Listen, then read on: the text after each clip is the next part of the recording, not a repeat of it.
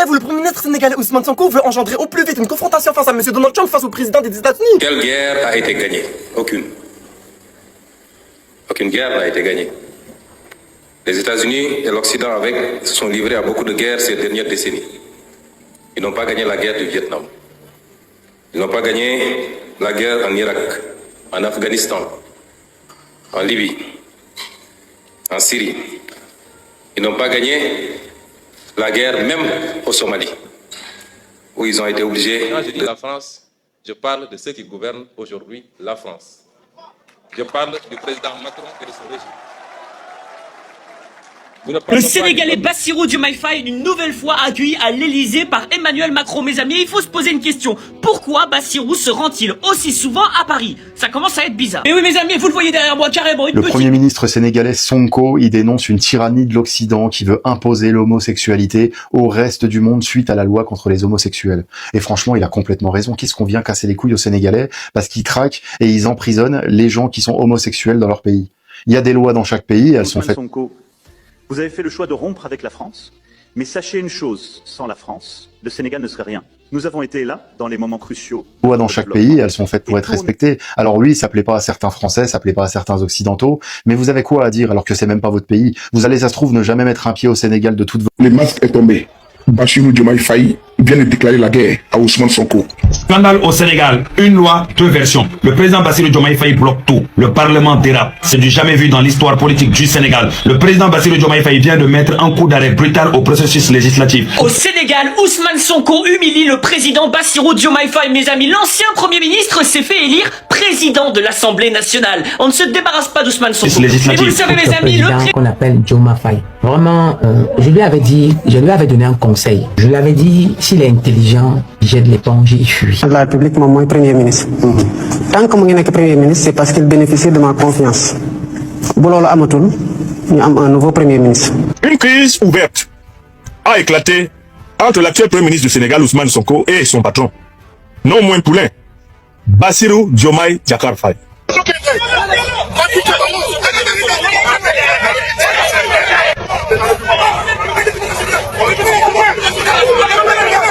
C'est-à-dire Ousmane, ni mu ànd ci géopolitique wax naa la ko dama ko yàgg wax ci ay plateau. C'est passible de peine de prison. Je pèse bien mes mots parce que je suis très sérieux et très sincère dans ce que je fais pour mon pays. On n'a pas le droit de modifier des textes. Ça c'est du faux en écriture publique et c'est puni par le code pénal. Aucun pays asiatique ne nous critiquera, ni la Chine, ni le Japon, ni la Corée, ni je ne sais quel autre pays ne critiquera le Sénégal ou aucun autre pays parce qu'il a légiféré sur cette question. Aucun pays arabe ne nous critiquera. Aucun pays africain ne nous critiquera. Mais il y a un petit noyau qui s'appelle l'Occident. Il s'appelle l'Occident. Sonko, président du Sénégal dans 3 mois, c'est possible. Oui les gars, Sonko peut être le président du Sénégal dans 3 mois. Et si tout ce que vous voyez depuis 48 heures n'était qu'une immense mise en scène, oui, une fausse guerre au sommet pour masquer le plan de transition ultime. Et si tout était en coup monté, voici le décryptage exclusif de la stratégie parfaite orchestrée par le président, l'ex-premier ministre et le président de l'Assemblée nationale. Le président de la République, moi, Premier ministre. Tant que je suis Premier ministre, c'est parce qu'il bénéficie de ma confiance. Boulolo Amatoun, nous avons un nouveau Premier ministre. Je l'encourage à non pas lorgner le fauteuil, mais à regarder le fauteuil. Clairement, le Premier ministre. Moi, c'est comme ça que j'interprète la posture de Diomaye Faye aujourd'hui. C'est de l'hypocrisie. Faye aujourd'hui est dans une position où il cherche à séduire une catégorie de personnes pour attirer leur sympathie. Donc, il ne va pas rentrer dans un jeu de confrontation avec Ousmane Sonko. Pour lui, le Premier ministre ne me pose pas de problème sur ce rapport. Au contraire, nous y aurait du pouvoir de me. La politique sénégalaise prend une autre ampleur à la famille. Le président Ousmane Sonko, qui s'oppose fermement au choix de la France. Le président Ousmane Sonko, qui dit sa vérité à Emmanuel Macron. Et je vous rappelle, le Sénégal est soutenu en ce moment par le président Donald Trump, qui s'impose à la France. Donald Trump qui s'aligne derrière le Sénégal pour affronter Emmanuel Macron. Je vous rappelle bien, la dernière fois, le Sénégal a fait quitter toutes les bases militaires qui sont dans leur pays. Et toutes les bases militaires françaises au Sénégal, vous le savez très bien. Et aujourd'hui, le Sénégal dit non à l'imposition de la France d'adopter une loi qui permet l'homosexualité. Et selon les sources, les informations, Ousmane Sonko a répondu très fermement à cet accord, à cette décision d'Emmanuel Macron qui veut s'infiltrer dans les décisions de la... Un simple message envoyé à 20h35 un vendredi soir. Et en 15 minutes, 2 ans d'alliance, de lutte commune, de serments partagés dans les geôles et sur les estrades électorales s'effondrent comme un château de sable emporté par la marée. Ce n'est pas une métaphore. C'est exactement ce qui s'est passé le 22 mai 2026 au Sénégal, lorsque Bassirou Diomaye Faye, président de la République, a choisi d'informer son Premier ministre Ousmane Sonko de son limogeage par texto. Pas de réunion solennelle, pas d'entretien en tête-à-tête. Un message laconique sur un écran de smartphone pour mettre fin à l'alliance la plus spectaculaire de l'histoire politique sénégalaise récente. Ce soir-là, pendant que Ousmane Sonko lisait ces quelques lignes depuis le Petit Palais, 15 minutes s'écoulaient à peine avant que le secrétaire général de la présidence ne lise le décret de révocation en direct à la télévision nationale. Le Sénégal tout entier découvrait la rupture en même temps que le monde. Et depuis cette nuit fatidique, les questions se multiplient, les révélations s'enchaînent et une vérité explosive commence à remonter à la surface. Que s'est-il vraiment passé dans les couloirs du pouvoir sénégalais ? Pourquoi 2 hommes qui se juraient une fidélité absolue, 2 figures qui avaient fait campagne côte à côte sous le slogan d'une unité indéfectible, se retrouvent-ils aujourd'hui dans 2 camps irrémédiablement opposés ? Et surtout, qui dit la vérité ? Car dans cette guerre de récits qui se joue désormais à ciel ouvert, chaque mot compte, chaque révélation est une bombe à retardement. Pour comprendre l'ampleur de ce séisme, il faut remonter le fil de l'histoire. Mars 2024, le Sénégal vit un moment historique. Bassirou Diomaye Faye, sorti de prison quelques jours seulement avant le scrutin, remporte l'élection présidentielle avec une majorité écrasante au premier tour. Un exploit sans précédent dans l'histoire du pays. Derrière cette victoire, une figure tutélaire, un architecte politique sans lequel rien n'aurait été possible. Ousmane Sonko, le leader du PASTEF, interdit de candidature mais dont l'ombre planait sur chaque bureau de vote. Le message était clair. En votant pour Diomaye, les Sénégalais votaient pour le projet. Ils votaient pour la rupture avec un système qu'ils jugeaient corrompu et épuisé. Ils votaient pour une vision souverainiste portée par 2 hommes que la prison, les procès et les persécutions avaient forgés dans le même acier. Le slogan qui traduisait cette fusion entre les 2 hommes et leur programme résonnait comme une promesse sacrée, une alliance scellée dans l'adversité. C'est précisément cette promesse que le décret du 22 mai 2026 a fracassé. Et c'est pourquoi la conférence de presse d'Ousmane Sonko, tenue le 2 juin 2026, était attendue avec une intensité presque physique par tout un peuple. Après 10 jours d'un silence assourdissant qui avait alimenté les rumeurs les plus folles, le leader du PASTEF allait enfin parler. Allait enfin livrer sa version. Et cette version est d'une violence narrative qui dépasse tout ce que l'on pouvait imaginer. Avant même d'entrer dans le détail des révélations, observons le choix politique que constitue cette prise de parole. Ousmane Sonko choisit de parler en Wolof d'abord. Délibérément. Il l'annonce lui-même comme un acte de préférence envers le peuple sénégalais, par opposition à une presse étrangère qu'il entend punir symboliquement. Ce geste dit quelque chose d'essentiel sur la stratégie qui se déploie. Sonko ne s'adresse pas aux chancelleries, pas aux marchés financiers, pas aux analystes. Il parle au peuple. Il court-circuite les intermédiaires. Car le gouvernement qui vient d'être formé, lui, envoie des signaux exactement inverses. Le 1er juin 2026, après 10 jours d'attente, Bassirou Diomaye Faye dévoile sa nouvelle équipe gouvernementale. À sa tête, un nom qui n'appartient pas au monde des luttes politiques, Amadou Alaminlo Mohamed El, né à Louga en 1966, cet homme a passé l'essentiel de sa carrière dans les arcanes de la Banque centrale des États de l'Afrique de l'Ouest. Il en était le secrétaire général. Il a négocié avec le FMI.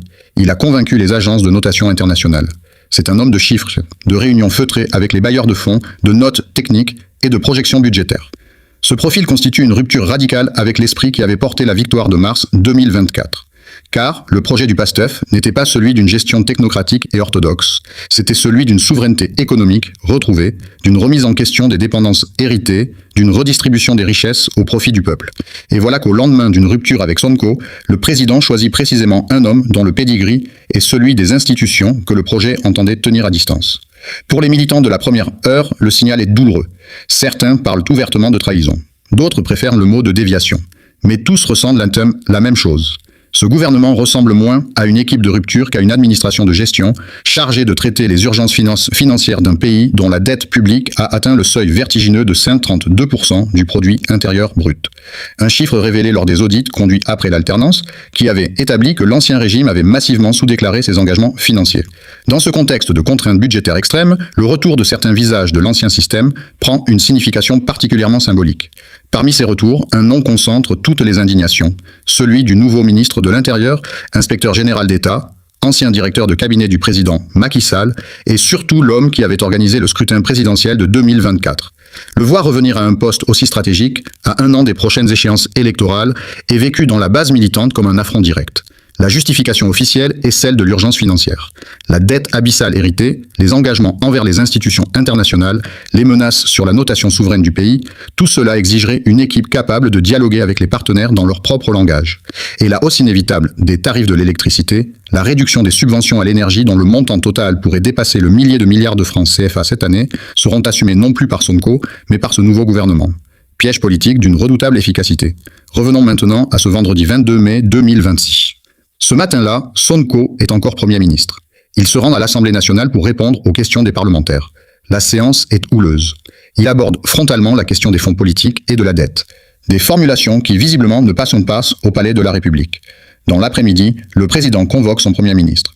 L'entretien est sur une tendue. « Notre collaboration ne peut pas continuer ainsi », lui dit-il. « Tes déclarations posent un problème. Diomaye veut une déclaration commune indiquant que la séparation se fait d'un commun accord. Mais Sonko pose sa ligne rouge. Il refuse de mentir au peuple.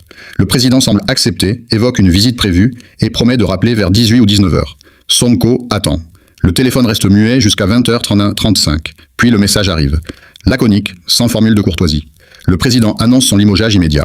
15 minutes plus tard, le décret est lu en direct à la télévision. Parmi les révélations les plus stupéfiantes, celle-ci. Sonko affirme avoir demandé à quitter ses fonctions à 3 reprises distinctes. 3 fois. Ce renversement complet détruit le récit du mentor encombrant, accroché à son fauteuil. Dès les élections législatives de 2024, où le PASTEF avait raflé plus de 80% des sièges, il aurait proposé de rejoindre le perchoir de l'Assemblée et de laisser le champ libre au président pour choisir un autre Premier ministre. Diomaye refuse. 2 fois encore. Une transition sincère proposée dès 2024 déjà. Sonko offre une explication déconcertante. Le président aurait besoin de son expertise pour gérer l'État, mais craindrait simultanément sa puissance médiatique et son aura auprès de la base. Il voulait l'outil sans la présence. Voilà la question qui devrait vous tenir éveillé. Si tout ce que dit Sonko est vrai, alors qui décide vraiment au Sénégal? Et si une partie seulement est vraie, laquelle? Parce que ce que nous allons découvrir dans la suite de cette histoire dépasse tout ce que vous imaginez. Les coulisses d'un pacte scellé en prison. La tentative de démantèlement d'un parti de l'intérieur. Et les 4 émissaires que le président a refusé de recevoir. La suite est là et elle va tout changer. Quand le président d'une république refuse de rencontrer les émissaires envoyés par son propre camp, en les renvoyant vers un premier ministre technocrate qu'il vient tout juste de nommer, quelque chose de fondamental s'est brisé. Ce n'est plus une dispute entre 2 personnalités, c'est une guerre de légitimité. Et c'est précisément là où en est le Sénégal depuis ce mois de juin 2026. Reprenons le fil de cette histoire explosive là où nous l'avions laissé. Ousmane Sonko vient de révéler qu'il a voulu quitter la primature à 3 reprises et que le président Diomaye Faye l'en a chaque fois dissuadé. Mais cette révélation n'est que l'entrée en matière d'une série de dénonciations qui vont ébranler profondément le paysage politique sénégalais. Car le leader du PASTEF ne s'arrête pas à sa propre trajectoire. Il lève le voile sur ce qu'il décrit comme une stratégie délibérée visant à neutraliser le parti qui a rendu la victoire de 2024 possible. La mécanique est simple mais redoutable. Après le limogeage du 22 mai, dans la fenêtre séparant la révocation et la formation du nouveau gouvernement, le palais aurait mené une opération de démarchage individuel auprès des cadres du PASTEF. Non pas en passant par les instances officielles du parti, mais en contactant les responsables politiques un par un, en dehors de tout cadre collectif. L'objectif ? Les convaincre de rester dans l'exécutif en faisant fi des consignes de leur leader. Sonko révèle qu'il a dû donner une instruction ferme à ses ministres sortants. Ne répondez pas aux convocations individuelles du palais. Attendez une position collective du parti. Car accepter ces rendez-vous hors cadre, c'était exactement ce que le président espérait.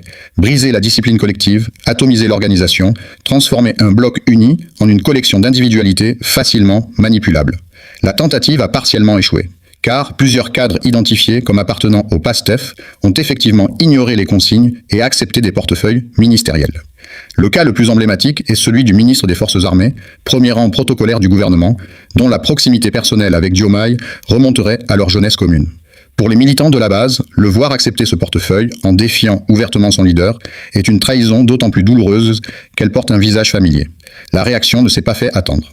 Moins de 24 heures après la nomination, son bureau départemental annonçait son exclusion du parti. Un autre cadre du PASTEF, titulaire du portefeuille de l'urbanisme, a préféré démissionner du parti plutôt que de lâcher son poste ministériel. Sa prise de parole publique est restée dans les mémoires pour une formule qui cristallise tout le débat. Un patriote peut bien quitter un parti, mais il ne peut jamais quitter sa patrie. En se réclamant du devoir national plutôt que de la loyauté partisane, il pose la question centrale. Qui représente vraiment l'intérêt du Sénégal ? La discipline de parti peut-elle primer sur le service de l'État ? Ces questions ne sont pas rhétoriques. Elles déchirent le mouvement de l'intérieur. La crise prend une dimension supplémentaire lorsqu'elle se matérialise dans l'espace numérique. Et au PASTEF, cet espace n'est pas secondaire. Il est au cœur de l'organisation du mouvement.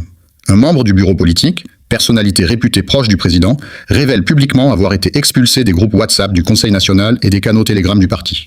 Il dénonce ce qu'il qualifie de messianisme, cette tendance à concentrer toute l'autorité autour d'une seule figure au détriment de la collégialité et de la démocratie interne.